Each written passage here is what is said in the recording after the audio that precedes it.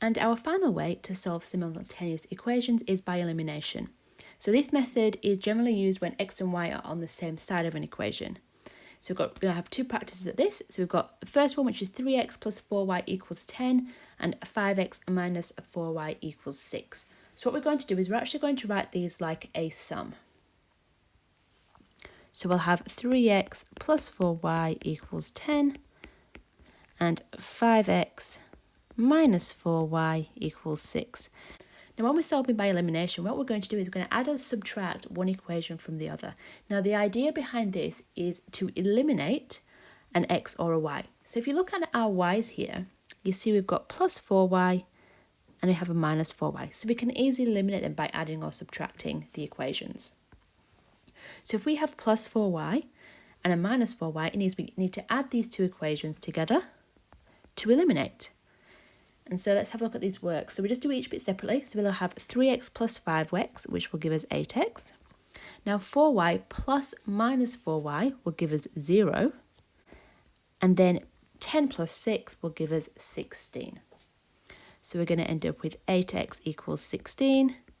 So x will equal 2. And then from there, we just sub into either one of the original equations to find out what y is. So I'm just going to do the first one. Doesn't matter which. So 3x plus 4y equals 10. Sub x into there, so we'll have 3 times 2 plus 4y equals 10. And then we just need to rearrange and solve. So 6 plus 4y equals 10. 4y equals 4. And so y will equal 1. So our solution to this equation is when x equals 2 and y equals 1.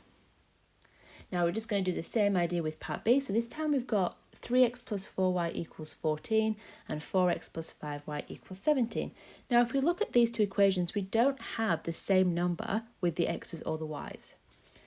Now when we have this situation, what we need to do is we need to multiply one or both of the equations so we can have the same coefficient in front of either x or y. So here we have two options. We can either make the x's the same or the y's the same. I'm going to make the x's the same. It doesn't matter, just look at which is going to be the easiest multiplication.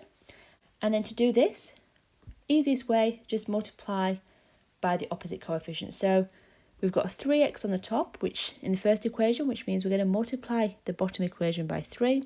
The second equation is a 4x, so we'll multiply the top equation by 4. And if we do that, we're going to end up with 12x plus 16y equals 56. So remember, you have to multiply everything by 4.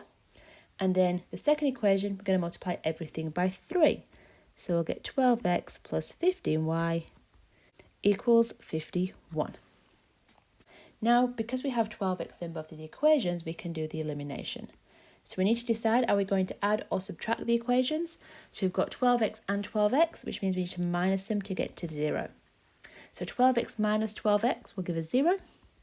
16y minus 15y will give us 1y. And 56 minus 51 will give us 5. So that means y will equal 5.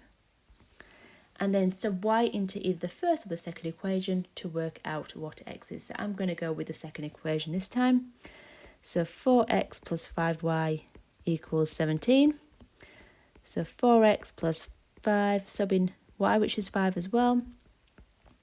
So we'll have 4x plus 25 equals 17. 4x will equal negative 8, and then x will equal negative 2. So the solution to this one is when x equals negative 2, y equals 5. And that is solving by elimination.